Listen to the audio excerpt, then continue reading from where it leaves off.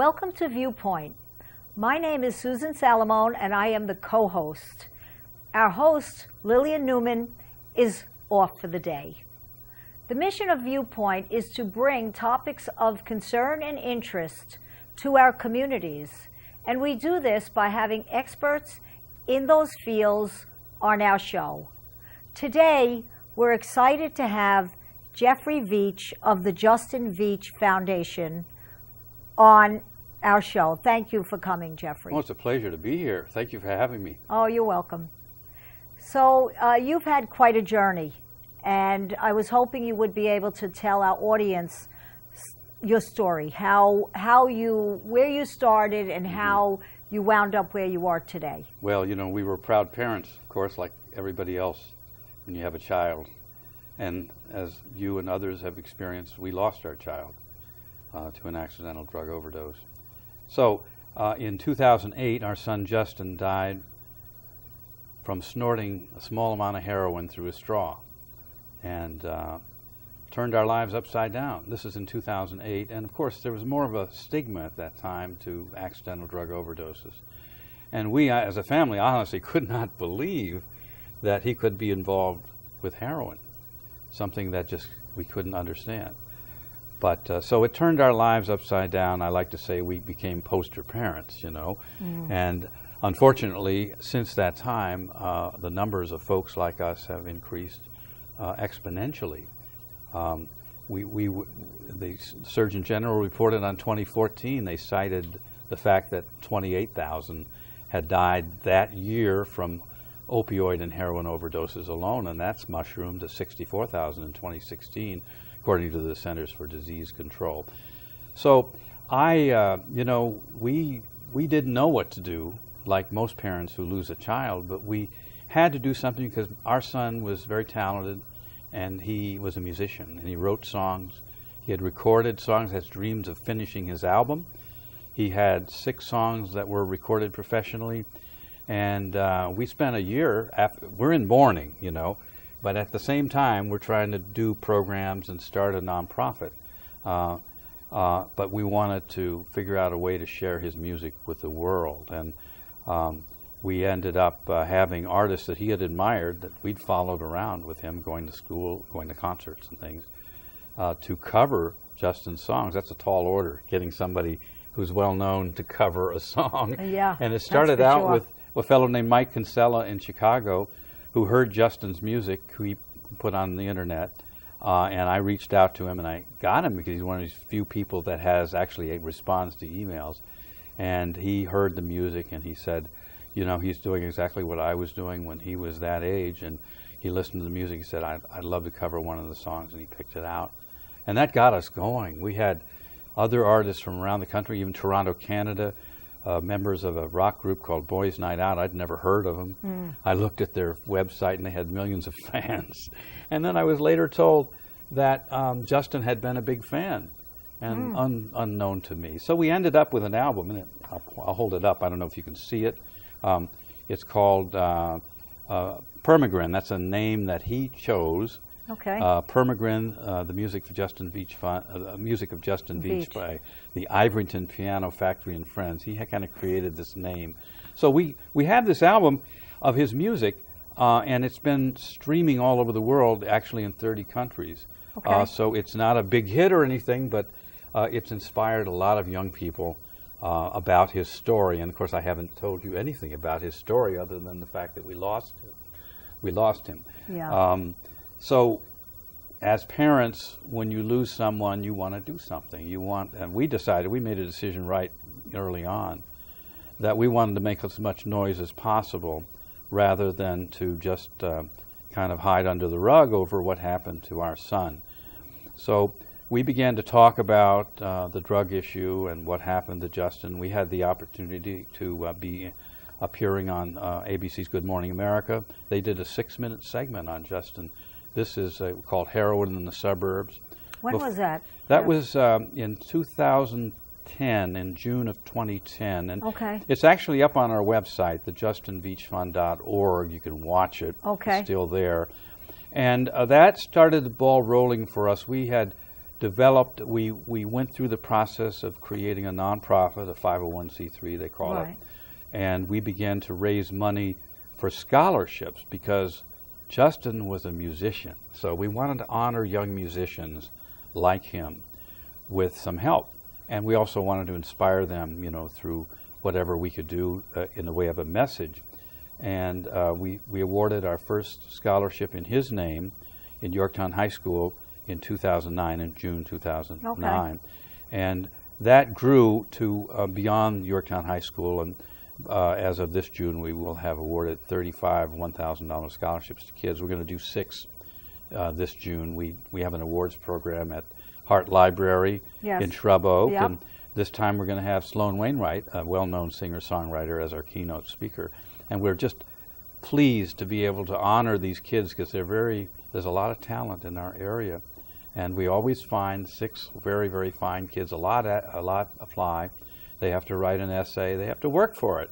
And do they have to do an audition? They send us links to their work, and we have to know that they've been involved in community volunteering and stuff like that. Yeah. And it's the kind of thing that is subjective, but we do our best to try to keep it to the inspiration that Justin provided us to develop this scholarship. And so we're proud to do that. But How old was Justin? Justin was 17. He was a baby. He was a baby, yes. He was 17, and he was about to enter his first week as a senior at Yorktown High School when he died. And it's funny, I do remember the story of Justin vaguely, and it's funny because when you're going through it, you don't hear what's happening around you, because at that time I was going through it with my son. But I didn't, I couldn't have imagined that it was going to happen to my son too. Right. Do you know what I mean? Yeah, as parents, we're all in a state of denial until it really happens. It couldn't happen to us, it always happens to someone else. Yeah. And, unfortunately, that is the mindset, and I understand it. I really do. But, it hits home. When it hits home, it can hit close.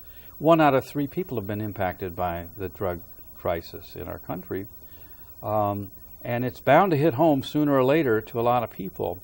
And once it happens, then you feel, and as you did with drug crisis in our backyard, you feel compelled to do something if you can. So we started with the scholarships. We also had open mic nights for kids once a month with the Yorktown Teen Center. Okay. And then we began to sponsor 2-day summer music workshops. And the kids got exposed to professionals in the business and got guidance and mentoring. And then we sponsored a series of concerts where our kids get to open for a well-known artist. That's great. We had Bernie Williams and his all-star band one year. Where do you do that? We did it at York. We've done Yorktown Stage. We've done the Paramount Theater in Peekskill. Yeah, that's a nice, beautiful theater for this kind of venue. And the White Plains Performing Arts Center. Oh, nice. We did that one year, and we had Livingston Taylor, who was James Taylor's brother, and he did a master class for us.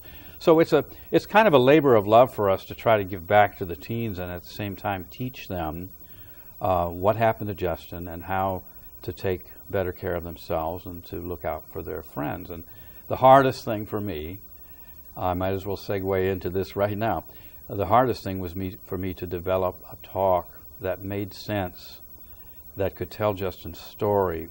And it took me a long time. I had to go through his life and pictures and then try to find the music and try to find the inspiration of how can I tell this story? It turns into a 40-minute multimedia talk, which has more than 100 slides and inserts, film clips, what have you. And I do it in schools, and I want to do it, more in our area. I've been around New Jersey, Connecticut, and New York, upstate New York, and as far west as Grand Rapids, Michigan, with the talk. I want to be in the schools here, and not many of them have invited me, and I hope that more will. There's a fee for the talk, but I would rather waive the fee and do the talk. Right. It's about it's really about honoring your son. Yeah, and it's about reaching out to me, and if there's no, if the school doesn't have budgets for speakers, that's fine. We'll work it out some way. I'd love to do that. So the talk itself has been my passion. I talk about Justin. The kids get to know him even before they know what happened, that he died. Yeah. And then we talk about what happened, and then we try to reconstruct how it could happen to a young person like Justin and like your Justin. And then we talk about how they can be involved in preventing it from happening to themselves. And what do they say? What are some of the responses? What do they say when you ask them, how could this happen? Well, most of the kids don't think it could happen to them. And I've spoken in lots of different settings, and sometimes we will have them raise their hands. How many of you know someone who has had a problem with drugs? Wow, we get most of the hands. Yeah. And then, how many of you know someone who died from a drug overdose? And wow, you'd be surprised. We get a lot of hands. So it's a real problem. And a lot of the kids don't want to ask questions. We try to open up discussion at the end of the talk. It's 40 minutes long. And they're very slow to begin to ask questions, but they begin to ask questions about how it happened, how his sister's doing, things like that. How is his sister doing? His sister's doing fine. She was a freshman when he died. He was a senior. Okay. Her name is Elena, and she graduated from Skidmore College 2 years ago with honors. She was amazing. Congratulations. And she now has a wonderful job in Washington, D.C., working. She's in political science. She works for an advocacy company. Oh. And they do campaigns like non-smoking, things like that. Right. For various candidates around the country. So we're very proud of her, and she's also on our board of directors, which is a wonderful thing. Right. But so this all I began to do the talk in 2012, and began reaching out, and something happened. A couple of young filmmakers approached me and said, "We heard about the scholarships. We heard you were doing the talk. We'd like to do a documentary." They were from the Jacob Burns Film Center in Pleasantville. And I said, "Well, sure, I'd love to do that." I didn't know what to expect. You either think it's going to be, kind of a little tiny production. You don't know if it's going to be professional. Turns out these people were very serious, and they had a photographer. They had a sound man. They followed me and us around for 2.5 years. Wow! And it ended up premiering at the Jacob Burns Film Center in 2014. I'll show you. I do remember that. It's called Whispering Spirits. I don't know whether you guys can see this or not. Yeah, okay. And it's, we were fortunate. The filmmakers didn't want to make any profits off of this film. No one has ever made a dime off of this film. That's a picture of Justin, by the way. Yes, I know. And we weren't sure what to do with it for the longest time. We had Hazelden, the Betty Ford people in Minnesota, discussing whether or not to put it in their repertoire, because it's a teaching film. It has a discussion guide prepared by Ellen Morehouse, Student Assistance Services in Tarrytown. And there's actually 2 versions of the film. One is designed to fit into the 45-minute classroom. Okay. So there can be time to talk. And the discussion guide tells the teacher what questions to ask, suggests, of course. And there's a longer version of the film. It's only maybe 28 minutes. And there's another discussion guide to be used in community meetings. And we're so fortunate that these things were donated to us. And we ended up getting a grant. And the grant provided funding to have the film duplicated and mailed out to various coalitions around the country. It's in the hands of at least 350 coalitions from California to Maine.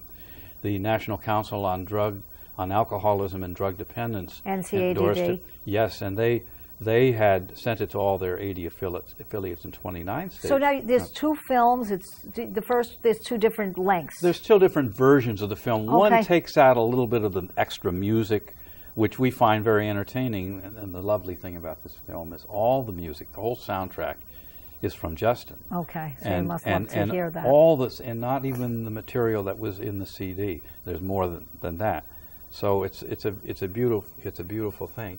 But so it's something that we can share through our by sending it out without charging anyone, and it's Right. available by going to the website. I can wanna tell you tell what the them- tell website. them- The website is whispering-spirits.com. Now, it's important to put the dash in. Okay. Whispering-spirits.com, and one can actually watch the film in its entirety, and also fill out a form to get a copy of it. If you're a teacher or an organization, there's absolutely no charge. Okay. As long as that grant money lasts. That's And great. We're hoping it'll last quite a bit longer. Yeah, so now who did you get the grant from? We got the grant from the co-founder, Stephen Apcon, the co-founder of the Jacob Burns Film Center. Okay, very nice. And he's doing other work now. He created a company called Reconsider, and they've sponsored some very amazing films that contribute back to society. It's one of the films is Disturbing the Peace, it's called, and Okay. it's been shown around the world. And the aim is to unite the Palestinians and the Israelis. All right. And they have had screenings in Jerusalem and different parts of the Middle East, and it's gotten a tremendous response. So he's doing all these things, and he's actually mentored, I gotta say, Sean Gallagher, who produced the film. I don't want to miss Right. mentioning his name. He produced your film? He did. He was the writer. He was there doing the interviews. He had a photographer with him, Justin Dubrinsky, both out of the Jacob Burns Film Center. I know Yeah. Justin Dubrinsky. He Yes. donated Macs to us. Oh, that's great. Yeah, big ones. So he did a great. This is top-rate film work, Yeah. and we were amazed. So, it's there, and I do a talk. I can do a talk alongside the film. I can do a talk, after it. I can do two versions of a talk. My long talk is a message from Justin, which is 40 minutes for student assemblies. But I do a shorter talk now that connects marijuana to more serious drugs. Could you talk a little bit about that? Yes.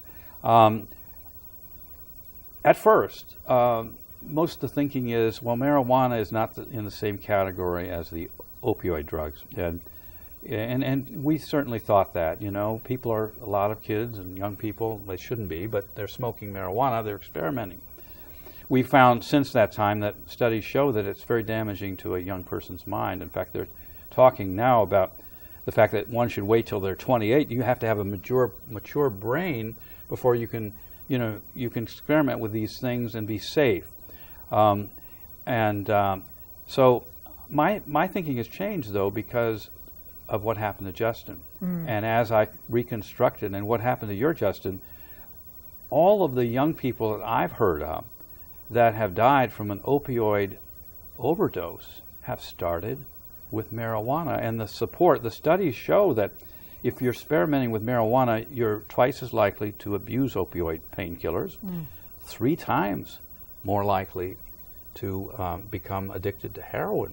If you're experimenting with marijuana. Yes, and that 92% of all heroin users started with marijuana. Now there And are not alcohol. Yeah. So I want to kind of make Yeah. that distinction, because I find the same thing, that the parents that we work with that have kids that are addicted, they started with pot, not with alcohol. Yeah, and so there's something about that connection that's different than alcohol. Right, and our Justin wasn't really drawn to alcohol at all. I mean, he had a beer occasionally or something, but it was marijuana.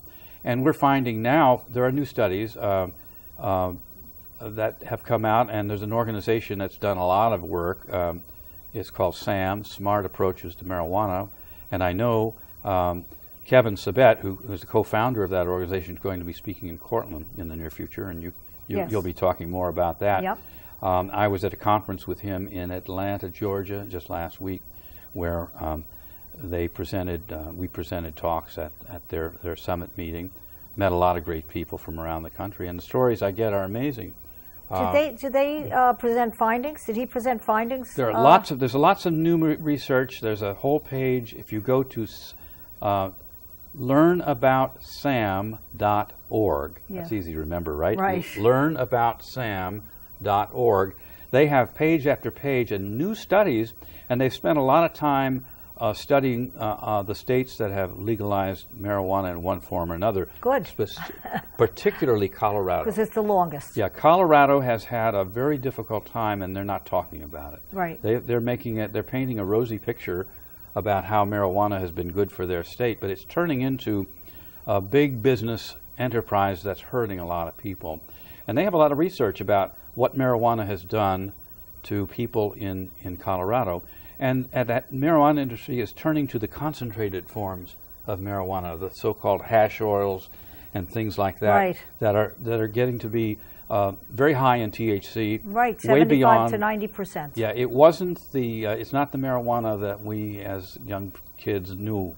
Right. Or our parents knew. It's much stronger. Even the pot itself, even if it's weed, yeah. is not the same. Right. It's very high concentrations of THC. Right. And also, I was to a conference too that talked about the different types of marijuana. Mm-hmm. Some will make you tired, some will make you excited and energetic. So it's amazing what they're doing. And I asked the question, were they spraying those weeds? And they're not. They are breeding them so that they have different outcomes for the user. Yeah, and I think it's amazing and outrageous. When the goal for the producers has been to raise the THC levels, the CBD levels are a different thing. They're the ones that have been found to be more of a medicinal purpose. The THC combined with it by a certain amount has been found, but they need to do more research on cannabinoids and how they impact the body. And certainly there's a great medicine in this plant. But the goal for the producers out in Colorado and everywhere is to raise the levels of THC so people are drawn to use it as a drug. So what do you think? 30 states in our country in some form have legalized marijuana. 30? Is it that many? Yeah. 8 of them are recreational. Yeah, I was thinking of the 8 or 9. 8 are recreational, but that's where they start with legalizing it for medicinal, and they work their way to recreational. What's your opinion about that? Well, it's dangerous, and most people would say, well, we don't really care about a 30-year-old, deciding to smoke marijuana. That's their business, but we don't want it to happen to our kids because we know it can be quite damaging. It can ruin their lives, and it is ruining their lives every day. People aren't as concerned about marijuana as they should be. They are concerned about the opioids because you can take a drug and die right away, and you don't see the deaths, associated with marijuana. But there's a long, slow process that brings our kids to dangerous drugs, and the marijuana has been contributing to that. I like to use an illustration. I use a number. I pull out a number, 19,354. Now, numbers have to have context. It's just a number, right? So I was trying to think about why in the world we can't think more about marijuana as being dangerous, because we see it happening to kids. But in our communities, we're in small towns. I'm in a small town, Yorktown. I think of 5 kids always in trouble with marijuana. There might be more. There probably are. But you can think, there are about 5 that are always being impacted. And I said, well, our town's like every other town. I go to another town, they're saying the same thing. I go out of state, they're saying the same thing. Right. So I wondered about doing the math. And I thought about how many cities and towns are there? So the census tells us there are 19,354 cities or towns. Okay. Take the 5. Right. Now we have a city of 100,000 Justins that have been terribly damaged by this drug, and we simply can't allow it to continue to happen. And that's the way I look at it. Yeah, that's interesting. Yeah, interesting way, because there's more than 5. So for example, you might have a bunch of kids smoking pot, but not all of them will get addicted. Right. But the thing is, we don't know which ones will. And that's what the problem is. And of course, it's going to be age determinant if they can buy it. Mm-hmm. But what's going to stop these kids once it's legal? It's just like alcohol. What's going to stop them from smoking pot once it is legal? It is creating, it's creating a feeling among our kids that, well, it's legal in these states. Absolutely. So it must be okay. And the perception is, and there's research to back this up, the perception of the danger of marijuana is lessening among our young people, and that's dangerous. That is because dangerous. it's going to cause changes. So it's another area of concern for us. And then there's vaping, which is big, there are huge. oils, there are things they can put in an electronic cigarette that are marijuana. And Right. that's a concern because you can't detect it as easily. But and it's the very schools dangerous. are having a very serious problem with that. So that's an issue we have to think about. Yes. And so one thing I'm doing now is I just started a podcast. Okay. And yes, you're, I was you're on a it. guest. It was very good, actually. And we call it the drug crisis, faces behind the struggle. Yeah. And we've got some victims. What I'm trying to do is reach out to people involved. I have in any number of ways. I've got a interview right now with Joe Fold, who created the campaign workshop in Washington, D.C., who talks about using tragedy and difficulty as advocacy to get things done, change the laws. This is a big like deal, that. this podcast. Yeah. What I'd like to ask you as we wrap up is, what suggestion would you recommend to a parent who has a child that's using? Well, that's a very good question. First of all, don't think that you can't be a victim. You must take it seriously because so many people say it'll never happen to them. And number two is to love your child and to take care of them and do everything you can. Understand what they're going through. And if they've gotten to a certain point where it's a disease, understand it's a disease that has to be treated.